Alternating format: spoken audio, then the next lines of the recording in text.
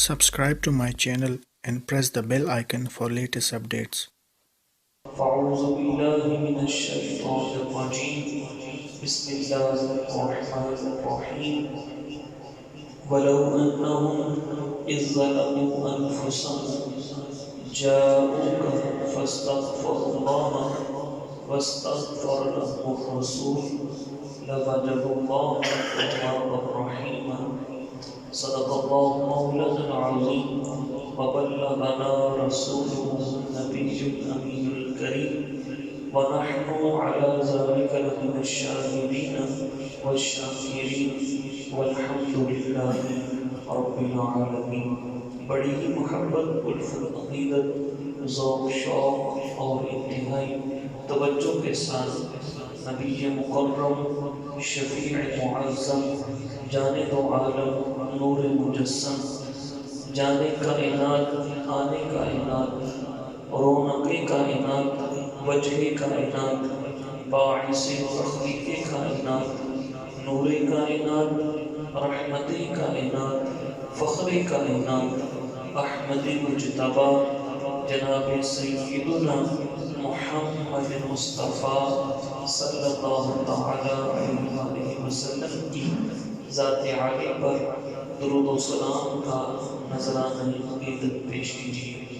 اور یہ الصلاۃ والسلام علیک یا سیدی یا رسول اللہ وعلی آلک و اصحابک یا سیدی یا حبیب اللہ. الصلاۃ والسلام علیک یا سیدی یا رحمت للعالمین وعلی آلک و اصحابک یا سیدی یا شفیع المذنبین.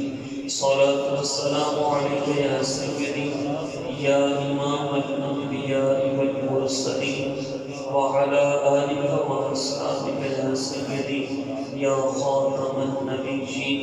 الصلاة والسلام عليك يا سيدي يا أكرم الأولين والآخرين وعلى آلك وأصحابك يا سيدي يا سيدي يا سيدي یا جد الحسن والحسین بلغ العلا بکمالہ کشف الدجا بجمالہ حسنت جمیع خصالہ صلوا علیہ وآلہ.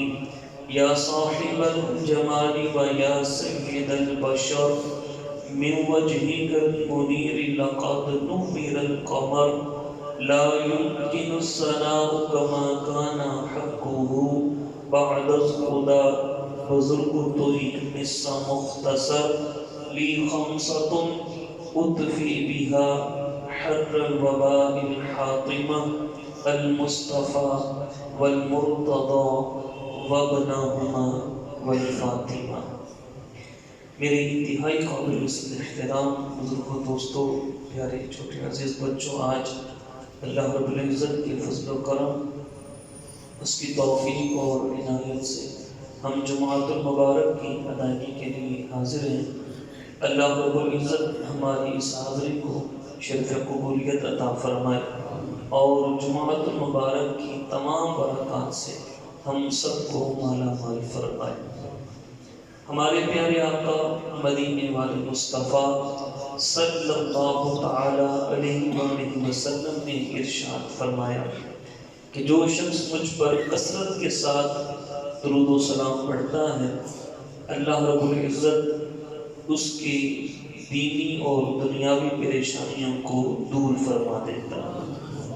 اللہ تعالیٰ ہمیں کثرت سے درود و سلام پڑھنے کی توفیق عطا فرمائے. آج بھی حضور صلی اللہ علیہ وسلم اپنے تمام امتیوں کو دیکھ رہے ہیں، ان کے اعمال کا مشاہدہ فرما رہے ہیں. یہ اعلیٰ حضرت نے ایسے نہیں فرما دیا فریاد امتی جو کرے حال زار میں ممکن نہیں کہ خیر بشر کو خبر نہ ہو. اللہ تعالیٰ ہمیں کثرت کے ساتھ پیارے آقا صلی اللہ تعالی علیہ وآلہ وسلم کی ذات عالی پر درود و سلام پڑھنے کی توفیق عطا فرمائے. بڑی محبت کے ساتھ ایک دفعہ پھر پڑھ لیجیے الصلاۃ والسلام علیک یا سیدی یا رسول اللہ وعلی آلک و اصحابک یا سیدی یا حبیب اللہ. الصلاۃ والسلام علیک یا سیدی یا رحمت للعالمین. وعلى آلك وأصحابك یا سیدی یا شفیع المذنبین۔ پچھلے جمعۃ المبارک کو ہم نے حیات انبیاء علیہ السلام کہ انبیاء علیہ السلام جو ہیں وہ اپنی قبروں میں زندہ ہیں، جہاں چاہتے ہیں آتے ہیں جاتے ہیں، اور جس طرح چاہتے ہیں اللہ نے ان کو یہ طاقت دی ہے وہ تصرف بھی فرماتے ہیں۔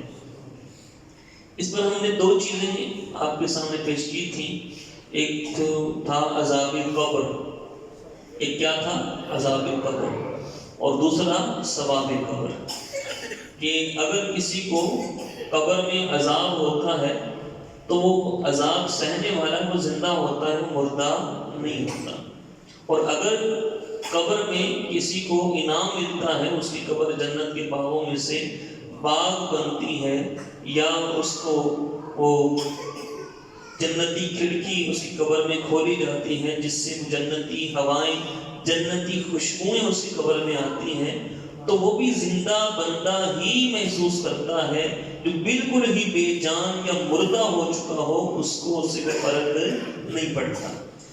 اس عذاب قبر اور ثواب قبر سے معلوم ہوا کہ قبر میں جانے والا ہر شخص زندہ ہے۔ فرق کیا ہوگا کہ جو کافر ہے زندہ وہ بھی ہے، لیکن وہ سزا بھی ہے، اس کو عذاب دیا جا رہا ہے، اور جو مومن ہے اس کو انعام دیا جا رہا ہے۔ اب ایک عام مومن جب وہ زندہ ہے، وہ جنت کے مزے لے رہا ہے، تو پھر جو اللہ کے ولیوں کی شان وہ کیا ہوگی، اور پھر اس کے بعد شہیدوں کی شان کیا ہوگی، پھر انبیاء علیہ السلام کی شان کیا ہوگی، اور ہمارے آقا نبی الانبیاء صلی اللہ علیہ وسلم کی شان کیا ہوگی۔ تو ایک تو یہ مقدمہ ہم نے بیان کیا تھا آپ کے سامنے کہ عذاب قبر اور ثواب قبر یہ چیز بتاتی ہے کہ قبر والا بولیے کیا ہے، بولیے زندہ ہے، یہ عذاب قبر اور ثواب قبر۔ دوسری سماع موتا، یعنی مرنے والے کا سننا، مرنے والے کا سننا۔ میں نے آپ کو حدیث پاک سنائی تھی، صحیح بخاری شریف کے اندر یہ حدیث پاک ہے۔ پیارے آقا صلی اللہ علیہ وآلہ وسلم ارشاد فرماتے ہیں کہ جب تم اپنے مردے کو دفنا کر چلے جاتے ہو، وہ قبر میں اس کو دفنا دیا گیا، پھر جب واپس جاتے ہو میرے آقا صلی اللہ علیہ وسلم فرماتے ہیں وہ تمہارے جوتوں کی آواز تک کو سنتا ہے، وہ تمہارے جوتوں کی آواز تک کو سنتا ہے۔ جب وہ جوتوں کی آواز کو سنتا ہے تو اگر کوئی اس کے پاس آ کر بولے وہ کیوں نہیں سنے گا؟ اور حدیث پاک سنیے، ہمارے آقا صلی اللہ علیہ وسلم نے ارشاد فرمایا، اللہ اکبر، آپ صلی اللہ علیہ وسلم فرمایا، یہ تفسیر ابن کثیر کے اندر یہ حدیث پاک موجود ہے، اور حافظ ابن عبد البر انہوں نے اس حدیث پاک کو صحیح کہا۔ عبداللہ بن عباس سے روایت ہے کہ آپ صلی اللہ علیہ وسلم نے ارشاد فرمایا، ما من احد یمر بقبر اخیہ المسلم کان یعرفہ فی الدنیا فیسلم علیہ الا رد اللہ علیہ روحہ حتی یرد علیہ السلام۔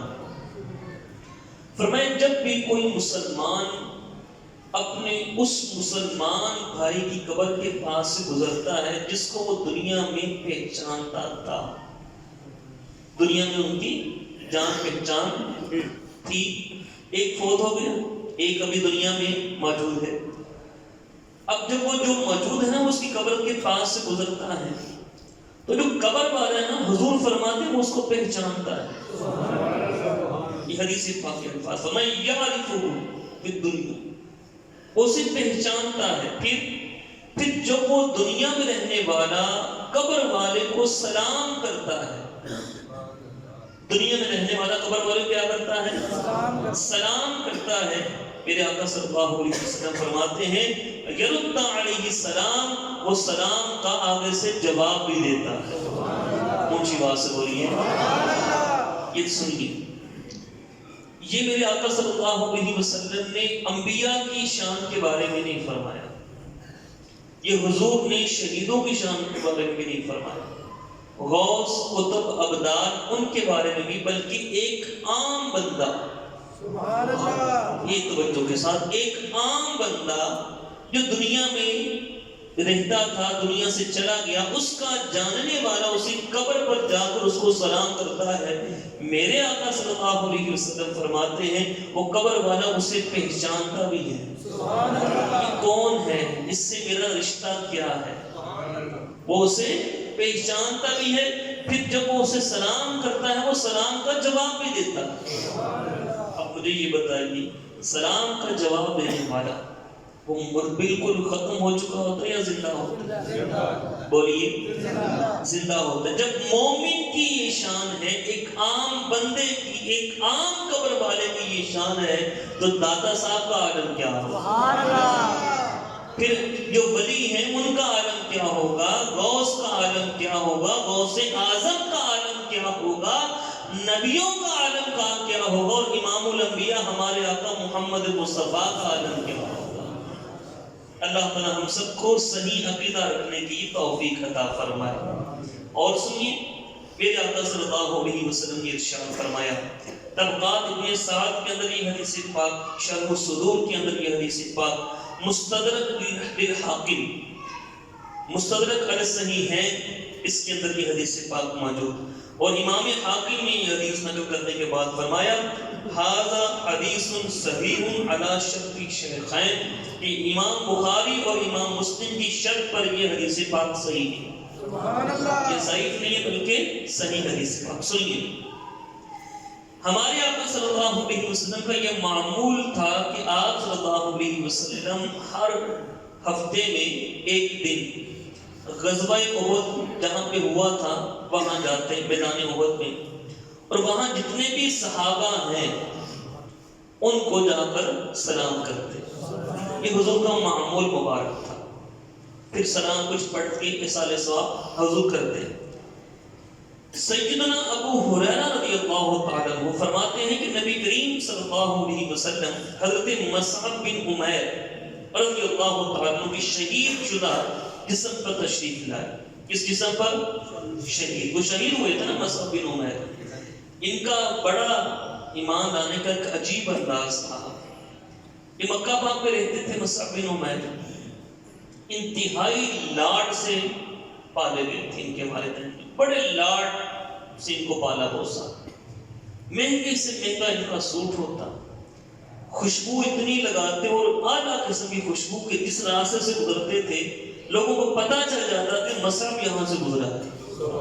لونڈیاں غلام ان کے ساتھ ساتھ چلتے، پیچھے پیچھے چلتے، ہر وقت جو خواہش کرتے ان کے والدین نے اتنی ان کو سہولتیں دیتی، اسی وقت وہ خواہش پوری ہوتی. لیکن تھے اس وقت کافر تھے، مسلمان نہیں تھے. اب جب انہوں نے حضور کو دیکھا نا، اب جب حضور کو دیکھا تو کلمہ پڑھ کر مسلمان ہو گئے. اب والدین نے بڑا سمجھایا کہ بھائی نہ کرو، نہ اس چھوڑ دو محمد کو. کہا کہ جان جاتی ہے تو جائے، حضور کا دامن نہیں چھوڑیں گے. حضور کا دامن کہا پھر یہ جو ہے نا لونڈی غلام دے دو، سب کچھ دے دیا، کپڑے بھی دے دو، کپڑے بھی دے دیے. صرف جب یہ مدینہ پاک آئے ان کے پاس ایک چادر تھی جس سے انہوں نے اپنے صدر کو ڈھانپا ہوا تھا، بس اتنا ہی تھا.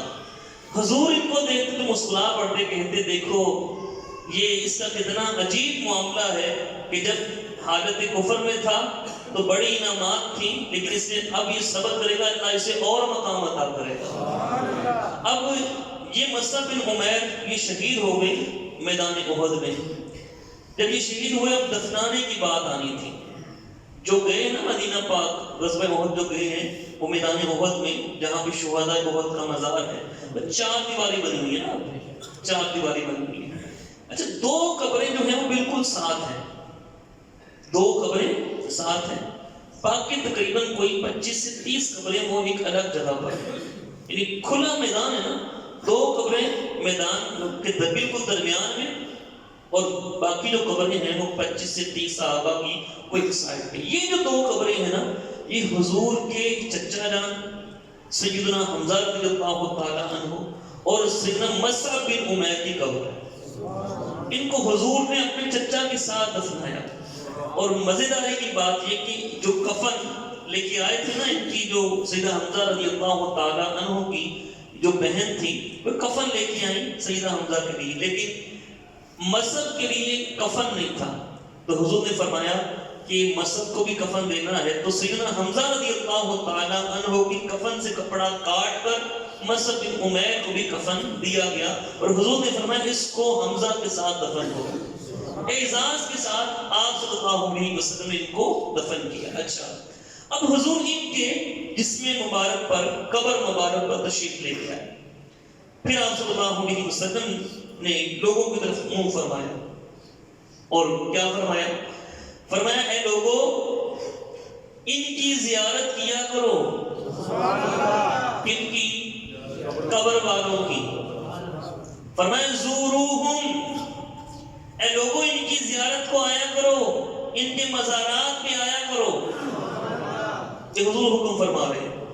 وآتوہم وسلموا علیہم، حضور فرماتے ہیں ان کو آ کر سلام بھی کیا کرو، ان کے مزارات پر آیا کرو اور آ کر کیا کیا کرو؟ سلام بھی کیا کرو۔ پھر حضور نے آگے قسم ارشاد فرمائی، قسم اٹھائی، اور اگر حضور ویسے ہی فرما دیتے کیا ہمارا ایمان تھا کہ نہیں تھا؟ بولیے ایمان تھا، لیکن حضور نے قسم اٹھائی، فرمایا فوالذی نفسی بیدہ، مجھے اس ذات کی قسم جس کے قبضہ قدرت میں میری جان ہے، لا یسلم علیہ مسلم الی یوم القیامہ الا رد علیہ السلام، فرمایا قیامت تک جو بھی ان کے پاس آ کر سلام کہے گا، یہ سلام کرنے والوں کے سلام کا جواب بھی ادا کرے گا، الی یوم القیامہ، قیامت تک جو بھی ان کے مزارات پہ آئے گا، آ کر ان کو سلام کرے گا، حضور فرماتے ہیں یہ ان کو ان کے سلام کا جواب بھی دیں گے۔ جواب دینے والا بولیے زندہ ہوتا ہے، جواب دینے والا زندہ۔ پہلے میں نے آپ کو حدیث پاک سنائی کہ وہ جوتوں کی آہٹ کی آواز سنتا ہے، دوسری ایک عام مومن وہ بھی سلام کا جواب دیتا ہے، پھر تیسری یہ حدیث پاک کیا حضور نے فرمایا جو بھی ان کے پاس آئے قیامت تک جو بھی ان کو سلام کرے گا، یہ ان کو ان کے سلام کا جواب دے گا۔ اللہ تعالی ہم سب کو صحیح عقیدہ رکھنے کی توفیق عطا فرمائے۔ اگلی حدیث پاک سنیے، کتاب الروح، یہ وہابیہ کے بہت بڑے عالم گزرے ہیں، ابن قیم، ابن قیم یہ ابن تیمیہ کے شاگرد ہیں، ابن قیم، انہوں نے کتاب الروح لکھی، اس کے اندر بھی یہ حدیث پاک موجود، تفسیر ابن کثیر اس کے اندر بھی حدیث پاک موجود۔ سیدہ اماں عائشہ صدیقہ رضی اللہ تعالی عنہ فرماتی ہیں، میرے آقا صلی اللہ علیہ وسلم نے فرمایا ما من رجل یزور قبر اخیہ ویجلس عنده الا استأنس به حتى يقوم۔ حضور نے فرمایا کہ جب کوئی بھی آدمی اپنے مسلمان بھائی کی قبر کی زیارت کرتا ہے، کس کی زیارت؟ قبر کی زیارت کرتا ہے، اس کے پاس بیٹھتا ہے۔ یہ جن کے عزیز دنیا سے جا چکے ہیں نا، کوئی کسی کا والد جا چکا، والدہ جا چکی، بھائی جا چکا، جو بھی مسلمان جو بھی جا چکا، حضور نے سب کے لیے فرمایا جب بھی کوئی آدمی اپنے بھائی کی قبر کی زیارت کرتا ہے، اس کے پاس بیٹھتا ہے، تو حضور فرماتے ہیں صاحب قبر والا اس کے اٹھ جانے تک اس سے انس حاصل کرتا ہے۔ اسے کیا حاصل کرتا ہے؟ میرا بیٹا بیٹھا ہے، اس کو پتا ہے، قبر والے کو حضور فرماتے ہیں پتا ہے کہ میرا کون رشتہ دار ہے، میرا بیٹا بیٹھا ہے، میرا بھائی بیٹھا ہے، میرا فلاں عزیز بیٹھا ہے، یہ میرا دوست میری قبر پہ آیا۔ حضور فرماتے ہیں استأنس بہ، وہ اس سے انس حاصل کرتا ہے، اس سے انس حاصل کرتا ہے، سکون حاصل کرتا ہے۔ اور سنیے، یہ جتنی بھی میں نے آپ کے سامنے باتیں بیان کی، یہ سب سے یہ معلوم ہوا عذاب قبر سے، ثواب قبر سے، سماع موتیٰ سے، یہ جو قبر والا سلام آگے سلام کا جواب دیتا ہے، قبر والا پہچانتا ہے، قبر والا انس حاصل کرتا ہے، اس سے یہ معلوم ہوا کہ قبر میں جانے والا وہ بالکل ختم نہیں ہوتا بلکہ وہ زندہ ہوتا ہے۔ جب ایک عام مومن کی یہ شان ہے، ہمارے آقا کا عالم کیا ہوگا؟ اب اگر کوئی اندھیرے میں بیٹھ کر یہ لکھ دے استغفر اللہ. کوئی اندھیرے میں، اور اندھیرا یہ نہیں لائٹوں کا اندھیرا، کوئی جہالت کے اندھیرے میں بیٹھ کر یہ لکھ دے کہ محمد صلی اللہ علیہ وسلم مر کر مٹی میں مل گئے. استغفر اللہ. پھر اس پر کیا بندہ کیا بات کرے. ایک شاعر نے جو کہا تھا وہی کہہ دیتے ہیں، یہ منکر منافق ہے، گندا ہے واللہ. جو حضور کی حیات کا منکر ہے، یہ منکر منافق ہے، گندا ہے واللہ. غلاظت کا بلکہ بلندہ ہے واللہ. جہنم پہ نام اس کا کندہ ہے واللہ. جو مردہ کہے تجھ کو وہ مردہ ہے واللہ. تو زندہ ہے واللہ، تو زندہ ہے واللہ، تو زندہ ہے واللہ، تو زندہ ہے واللہ. میری چشم عالم سے چھپ جانے والے، میری چشم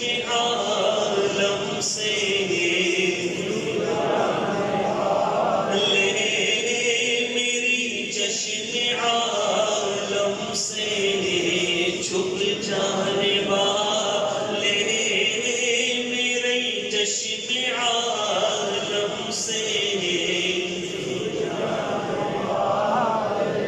یہ بس معاملہ وہی ہے. شہید زندہ، قرآن کا فیصلہ. انبیاء زندہ، قرآن ہمیں دکھائی. بھی ہماری عقل کا اتنا شعور ہے ہی نہیں کہ وہاں پہنچ سکے. ہاں، جنہوں نے اپنی روح کو لطیف بنایا، جنہوں نے اپنے جسم کو لطیف بنایا، انہوں نے جاگتی آنکھوں کے ساتھ حضور کو دیکھا، جاگتی آنکھوں کے ساتھ حضور سے انہوں نے فیض حاصل کیا. اللہ تعالی ہمیں بھی نصیب فرمائے. شیخ عبدالحق محدث دہلوی رحمۃ اللہ تعالی علیہ، اور یہ وہ بزرگ ہیں مدینہ پاک میں رہتے تھے، وہاں حدیث پاک پڑھاتے تھے. مسجد نبوی شریف کے اندر حدیث پڑھانی. ایک دن حضور خواب میں تشریف لے کے آئے اور میں عبدالحق ہندوستان جاؤ، وہاں جا کر میری حدیث کا پرچار کرو. آنکھ کھلی، بڑا خوش ہوئے، حضور کا دیدار ہو گیا. لیکن اب یہ جو معاملہ تھا کہ جاؤ ہندوستان میں حدیث پڑھاؤ، یہ دل کو اب کہ بھئی جدائی مدینے کی یہ کیسے برداشت ہو. اگلی رات پھر آئی، پھر آرام کے لیے لیٹے، آنکھ لگی، پھر حضور کا دیدار ہوا. فرمایا عبدالحق جاؤ ہندوستان میں حدیث کا فیضان عام کرو، وہاں جا کر حدیث پڑھاؤ. آنکھ کھلی، پھر اب ہندوستان چلے جاتے ہیں، لیکن حضور کا دیدار کیسے ہوگا. یہاں تو جب بھی دل کیا روزہ دیکھ لیا، اور روزہ دیکھ کر آنکھیں ٹھنڈی کر لی. حضور کا وہاں کیسے روزہ دیکھوں گا. تیسری رات ہوئی، آرام کے لیے لیٹے، آنکھ لگی، قسمت جاگ اٹھی، حضور کا دیدار ہوا. فرمایا عبدالحق ہندوستان چلے جاؤ. عرض کی آقا یہاں جب بھی دل کرے آپ کے روزے کو دیکھ کر آنکھوں کی پیاس بجھا لیتا ہوں، وہاں کیسے کیا معاملہ کروں گا. حضور نے فرمایا عبدالحق یہاں تو تم میرے روزے کو دیکھتا ہے، وہاں میں اپنا آپ تمہیں دکھانے آیا کروں گا، وہاں تو مجھے دیکھا کرے گا. حضور کے حکم سے ہندوستان آئے اور یہاں آ کر حدیث پاک پڑھانا شروع کی. شاہ عبدالحق محدث دہلوی رحمۃ اللہ تعالی علیہ، مکتبہ فکر اہل سنت ہو، مکتبہ فکر دیوبند ہو، مکتبہ فکر اہل حدیث ہو، جس کو ہم وہابی بولتے ہیں، تینوں مکاتبی فکر نے جہاں سے حدیث کا فیضان لیا ان کا نام ہے شاہ عبدالحق محدث دہلوی. سبحان اللہ. شاہ عبدالحق محدث دہلوی رحمۃ اللہ علیہ، انہوں نے کیا لکھا سنیے اور اپنے ایمان کو تازہ کیجیے. حضور سے تعلق کو بڑھائیے. ہاں بڑا انمول نسخہ دینے جا رہا ہوں. حضور سے اپنے تعلق کو بڑھائیے، حضور سے ربط پیدا کیجیے، حضور کے ساتھ اپنے جو تعلق اس کو مضبوط کیجیے. شاہ عبدالحق محدث دہلوی رحمۃ اللہ تعالی علیہ آپ فرماتے ہیں اگر تم چاہتے ہو حضور تم سے باتیں کرے، تو تم حضور سے باتیں کرو اگر تم یہ چاہتے ہو. فرمایا دو صورتیں ہیں. ایک صورت کیا؟ اگر تمہیں حضور کا دیدار ہوا ہے، اللہ نصیب کرے، بار بار نصیب کرے، بار بار نصیب کرے، وہ سونا مکھڑا دیکھنا بار بار نصیب فرمائے. فرمایا اگر تمہیں حضور کا دیدار نصیب ہوا ہے، اب آنکھیں بند کر کے بیٹھ جایا کرو، اسی صورت کو ذہن میں لا کر درود و سلام پڑھا کرو. فرمایا ایسے کرتے رہا کرو. اور اگر نہیں ہوا، فرمایا با ادب بیٹھ گئے، مدینہ کی طرف منہ کر لیا. با ادب بیٹھ گئے، مدینہ کی طرف منہ کر لیا، اور مدینہ کی طرف منہ کر کے توجہ کے ساتھ اور یہ تصور کرتے ہوئے کہ میرا درود حضور تک پہنچ رہا ہے. فرمایا کثرت کے ساتھ درود و سلام پڑھو. فرمایا درود و سلام پڑھو. فرمایا جب تم ایسے کر لو گے، ایک عرصہ گزرے گا، پردے اٹھنا شروع ہو جائیں گے، پردے اٹھنا شروع ہو جائیں گے. پھر کیا ہوگا؟ فرمایا تم جاگتی آنکھوں سے حضور کو دیکھو گے، جاگتی آنکھوں سے حضور کو دیکھو گے، حضور سے باتیں کرو گے، حضور سے مسئلہ پوچھو گے، حضور مسئلہ بتائیں گے، کوئی معاملہ پیش کرو گے، حضور معاملہ حل کریں گے. فرمایا بس کثرت کے ساتھ توجہ سے حضور پر درود و سلام پڑھنا تم شروع کر دو، وہ کالی کملی والے کرم کرنا تجھ پر شروع کر دے گا. اللہ تعالیٰ ہمیں نصیب فرمائے، اللہ ہمیں نصیب فرمائے. یہی شیخ عبدالحق محدث دہلوی رحمۃ اللہ تعالی علیہ آپ لکھتے ہیں، آپ فرماتے ہیں کہ حضرات انبیاء علیہ السلام کی زندگی کا مسئلہ جس پر سب کا اتفاق ہے، کسی کو اس میں اختلاف نہیں. فرمایا حضور کی سارے نبیوں کی جو زندگی ہے وہ حیات جسمانی ہے. یہ صرف روح کے ساتھ نہیں، جسم کے ساتھ سارے نبی زندہ ہیں. اور فرمایا جیسی کہ دنیا میں تھی، جیسی دنیا میں تھی ویسے ہی زندگی اللہ نے انبیاء علیہ السلام کو برزخی زندگی عطا فرمائی ہے. اور ان کی زندگی کو روحانی اور معنوی صرف نہ سمجھا جائے، روحانی بھی ہے، معنوی بھی ہے، جسمانی بھی ہے، دنیاوی بھی ہے. جہاں چاہتے ہیں آتے جاتے ہیں. بخاری کی حدیث، میرے آقا صلی اللہ علیہ وسلم نے مکہ پاک سے سفر کرنا شروع کیا مسجد اقصی کی طرف. سبحان الذی اسری بعبدہ لیلا من المسجد الحرام الی المسجد الاقصی. مسجد حرام سے مسجد اقصی کی طرف سفر شروع کیا. جا رہے تھے حضور، جا رہے تھے. میرے آقا صلی اللہ علیہ وسلم فرماتے ہیں میں موسیٰ علیہ السلام کی قبر کے پاس سے گزرا. سبحان اللہ. یہاں پر تفصیل کیا بیان کروں؟ کس پہ تشریف فرماتے حضور؟ براق پر. اور براق کی شان کیا ہے؟ جہاں پہ اس کی نگاہ وہاں پہ اس کا قدم. کیا رفتار ہوگی، کتنی تیزی کے ساتھ گزر رہا ہوگا، کیا وہ معاملہ ہوگا. اتنی رفتار سے بھی حضور نے پہچان لیا وہ کن کی قبر ہے. حضور نے جان لیا وہ کن کی قبر ہے، اور دیکھ بھی لیا قبر میں کیا کر رہے ہیں. اللہ اکبر. یہ حضور کا دیکھنا ہے، یہ حضور کا دیکھنا ہے. حضور فرماتے ہیں مررت علی قبر موسیٰ، میں موسیٰ علیہ السلام کی قبر کے پاس سے گزرا. آقا موسیٰ علیہ السلام کی قبر کے پاس سے گزرے، ہم بھی قبر کے پاس سے گزرتے ہیں، ہم تو صرف ڈھیری دیکھتے ہیں. ہم نے تو دیکھا کہ اس کے اوپر مٹی پڑی ہوئی ہے، پتھر لگا. ہم نے صرف آپ نے کیا دیکھا؟ فرمایا میں نے یہ دیکھا کہ موسیٰ علیہ السلام قبر میں کھڑے ہو کر نماز ادا کر رہے ہیں. کیا کر رہے ہیں؟ نماز ادا کر رہے ہیں. اور نماز ادا وہی کرتا ہے جو جسم کے ساتھ زندہ ہو، جو جسم کے ساتھ زندہ ہو. اور پھر یہی موسیٰ علیہ السلام کہاں پر تھے؟ قبر میں. حضور نے دیکھا نا کہاں تھے؟ قبر میں. کیا کر رہے تھے؟ کھڑے ہو کر نماز ادا کر رہے تھے. اچھا وہاں پہ ایک لفظ ہے یصلون. موسیٰ علیہ السلام کھڑے تھے، یصلون نماز پڑھ رہے تھے. اب یصلون کا ایک اور معنی بھی ہے، وہ کیا ہے؟ درود پڑھنا. یا ایھا الذین آمنوا صلوا علیہ وسلموا تسلیما. اے ایمان والو صلو، درود پڑھو. اب بعض اشاعت نے یہ معنی کیا، آپ کے سامنے پیش کر دیتا ہوں. قبول کر لیا تو فابیہا، نہ کیا تو واپس لے جاؤں گا. ہم نے تو قبول کیا ہی کیا ہے، سن لیجئے. کہا قبر میں کھڑے ہو گئے یصلون، وہ صلاۃ پڑھ رہے تھے. اب صلاۃ کیا؟ کہا درود و سلام پڑھ رہے تھے. یہاں سے آقا نے گزرنا تھا نا، یہاں سے آقا نے گزرنا تھا. ان کو بھی پتہ. وہاں موسیٰ علیہ السلام قبر میں کھڑے ہو کر سلام پیش کر رہے تھے، صلات پڑھ رہے تھے. یہ بھی معنی کیا ہے محدثین نے. خیر آگے چلیے. موسیٰ علیہ السلام کو حضور نے کہاں دیکھا؟ سفر معراج میں، قبر میں. مسجد اقصی پہنچے، وہاں کون تھے؟ موسیٰ علیہ السلام.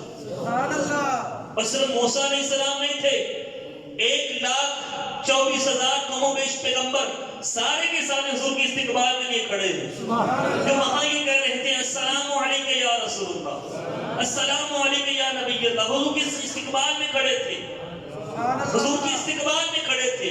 اچھا وہ جو کھڑے تھے وہ صرف روحیں کھڑی تھی، جسم بھی تھے؟ بولیے جسم بھی تھے.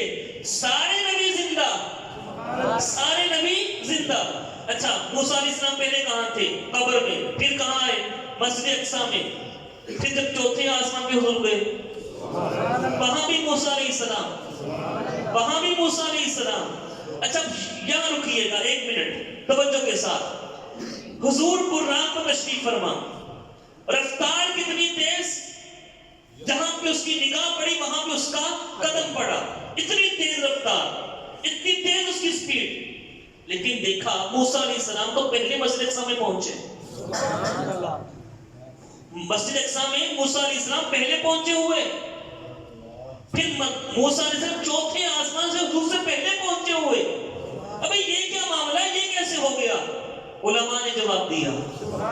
اور علماء بھی عاشق ہوتے ہیں، یہ سچے عاشق ہوتے ہیں جو حضور کی شانیں بیان کرتے ہیں. یہ سنو، حضور صلی اللہ علیہ وسلم براق پر تشریف فرما تھے، اور حضور کا سفر جو تھا وہ براق کی رفتار سے تھا. اور موسیٰ علیہ السلام جو پہلے وہاں پہنچے وہ براق پہ نہیں تھے، وہ نبوت کی رفتار تھی. وہ نبوت کی رفتار تھی. نبوت کی رفتار کی وجہ سے موسیٰ علیہ السلام حضور سے پہلے استقبال کے لیے مسجد اقصی پہنچے، اور اسی رفتار سے وہ پہلے چوتھے آسمان پہ پہنچے. تو پتہ چلا نبوت کی رفتار بہت زیادہ ہوتی ہے، بہت جہاں چاہتے ہیں چلے جاتے ہیں. اب موسیٰ علیہ السلام کے بارے میں سن لیجئے. ایک وقت میں قبر میں، ایک وقت میں مسجد اقصی میں، اور اس کے بعد چوتھے آسمان پر. ارے موسیٰ علیہ السلام کی یہ شانیں ہیں، ہمارے آقا کا عالم کیا ہوگا؟ ہمارے آقا کا عالم کیا ہوگا؟ کہاں سے ان کی ثنا کے لیے زبان لائے، کہاں سے ان کی ثنا و توصیف کے لیے ہم دلیلیں لے کے آئے. ارے دیکھو تو صحیح اللہ نے ہمارے آقا کو کتنی شانیں عطا فرمائی، کتنی شانیں عطا فرمائی ہیں. شیخ عبدالحق محدث دہلوی رحمۃ اللہ تعالی علیہ آپ فرماتے ہیں کہ انبیاء علیہ السلام جہاں چاہتے ہیں چلے جاتے ہیں، جہاں چاہتے ہیں چلے جاتے ہیں، اور جہاں سے چاہتے ہیں واپس بھی آ جاتے ہیں. تصرف فرماتے ہیں. اور سنیے ہمارے آقا صلی اللہ تعالی علیہ وآلہ وسلم آپ نے ارشاد فرمایا، اللہ اکبر، کیا کیا سناؤں. مالک بن دینار، مالک بن دار، عمر بن خطاب رضی اللہ عنہ کا زمانہ تھا، بارش نہیں ہو رہی تھی، قحط ساری ہو گئی. یہ حضور کے وصال ظہری کے بعد کا معاملہ ہے، وصال ظہری کے بعد کا. مالک الدار جو تھا، جو بیت المال کا سربراہ تھا، جس کو ہم وزیر خزانہ کہہ رہے ہیں، وزیر خزانہ. قحط سالی ہو گئی، لنگر ختم ہو رہا ہے، بڑے پریشان، کیا کریں؟ وہ صحابہ تھے، وہ صحابہ تھے، چلے گئے حضور کی بارگاہ میں، حضور کی بارگاہ میں چلے گئے. جا کر عرض کیا، مالک الدار نے عرض کیا، یا رسول اللہ صلی اللہ علیہ وسلم اپنی امت پر رحم فرمائے، بارش کی سیلابی کے لیے دعا کرتے کہ بارش ہو جائے. قحط سالی ہو گئی تھی، بارش نہیں ہو رہی تھی، بارش کے لیے دعا کرتے. یہ حضور کی قبر انور پہ گئے اور صحابی گئے، صحابی حضور کی قبر انور پہ گئے، جا کر عرض کیا، آقا اپنی امت پر رحم فرمائے، بارش کی سیلابی کے لیے دعا کر دیں. میرے آقا صلی اللہ تعالی علیہ وسلم کی بارگاہ میں استغاثہ پیش کیا. پیش کرنے کے بعد واپس آ گئے. رات خواب سوئے، خواب میں حضور تشریف لے کے آ گئے. فرمایا، مالک الدار، خوشخبری ہو، بارش ہو جائے گی، بارش ہو جائے گی. اور عمر کو جا کر میرا سلام کہنا، عمر کو جا کر میرا سلام کہنا، اور اس سے کہنا ذرا ہوشیاری سے کام لیا کر، ہوشیاری سے کام لیا کر. اب وہ صحابی صبح اٹھے، فاروق اعظم کے بارگاہ میں پہنچے. کہا حضور مبارک ہو بارش ہو جائے گی اب. کہا تمہیں کیسے پتا بارش ہو جائے گی؟ کہا حضور نے رات خواب میں مجھے فرمایا. حضور نے رات خواب میں مجھے فرمایا آپ کو سلام فرما رہے تھے کہ میرا عمر کو سلام کہنا، آپ کو سلام فرما رہے تھے، اور ساتھ میں حکم یہ تھا عمر ہوشیاری سے کام لو، عمر ہوشیاری سے کام لو. فاروق اعظم نے ڈانٹا نہیں بھی تم نے قبر پہ جا کے شرک کیا. ہاں آج انہوں نے رسول کے پاس میں صلاۃ والسلام کے لیے ہاتھ باندھ کر کھڑا ہو جائے، شرک، آواز آتی شرک، دور ہو جاؤ یہاں سے، شرک ہے یہ. ارے شرک تو پڑھو تو صحیح، شرک ہوتا کیا ہے؟ کہ صحابہ نے بھی شرک کیا کیا؟ فاروق اعظم نے ڈانٹا نہیں کہ قبر پہ لینے کیا گیا تو، روزہ رسول پہ کیوں گیا تو؟ تمہیں اللہ سے مانگنا تھا، ڈائریکٹ اللہ سے مانگنا تھا، تو حضور کی قبر پہ کیوں گیا؟ فاروق اعظم رونے لگ گئے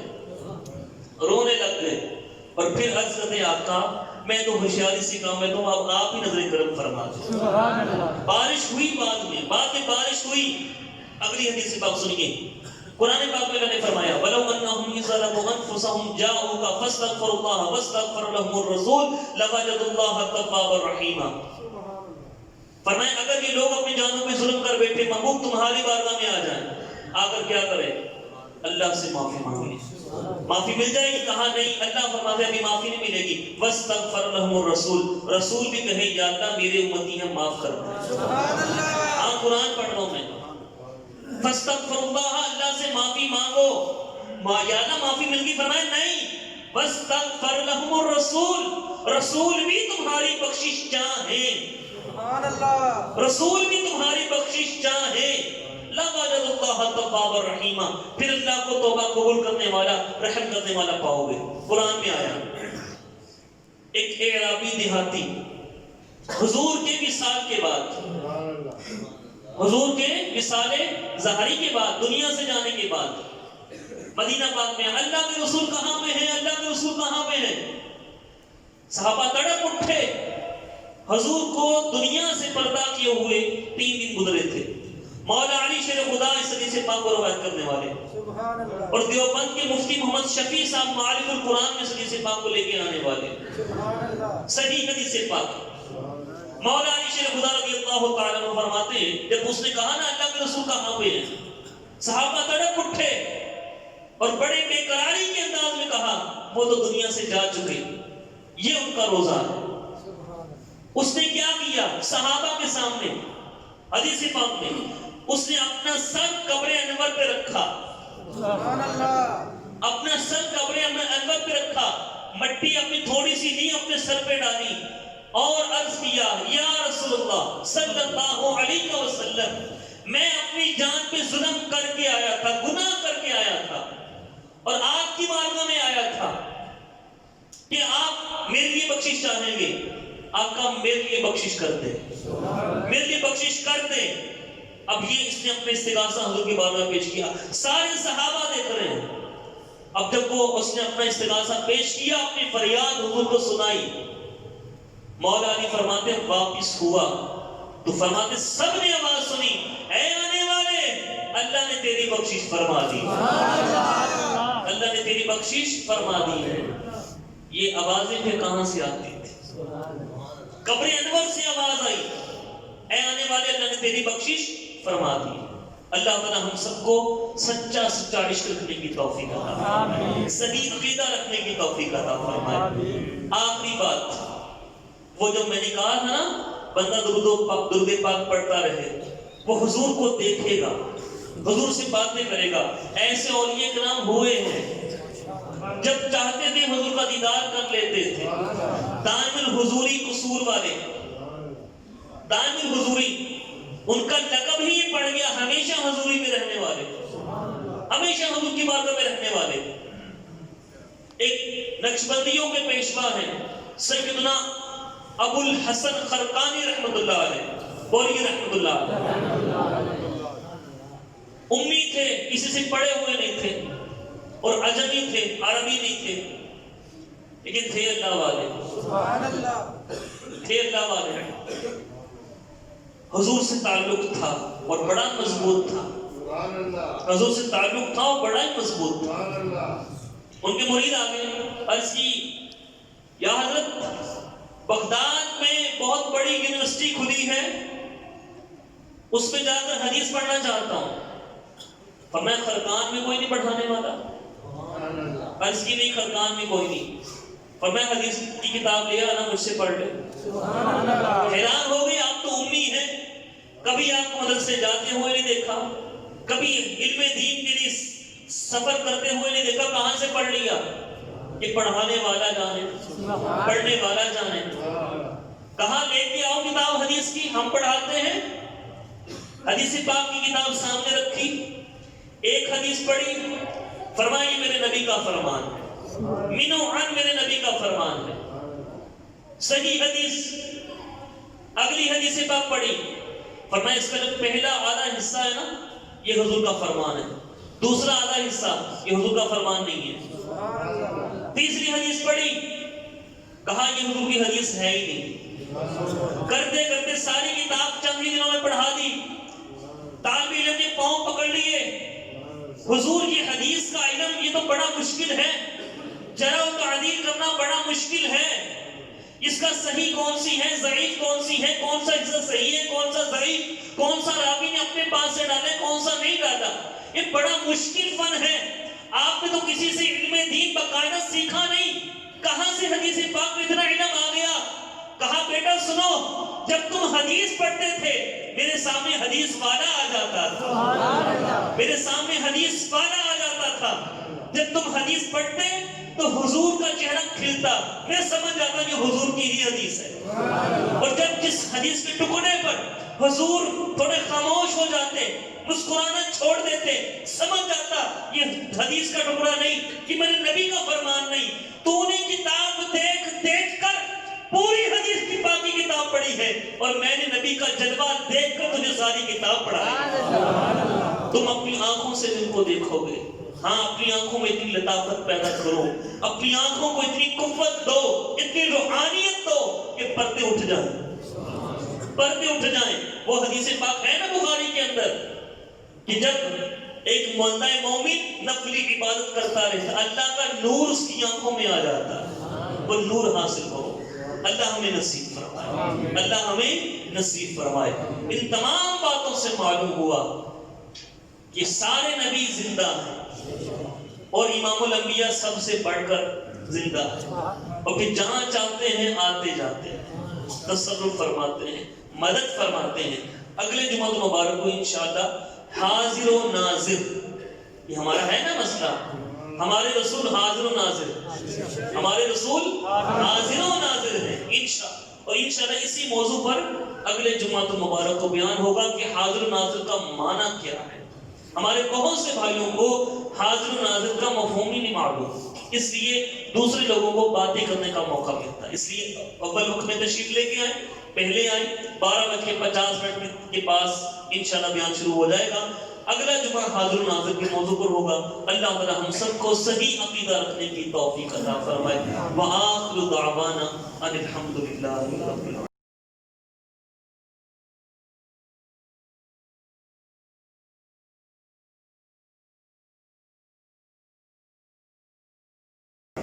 سنت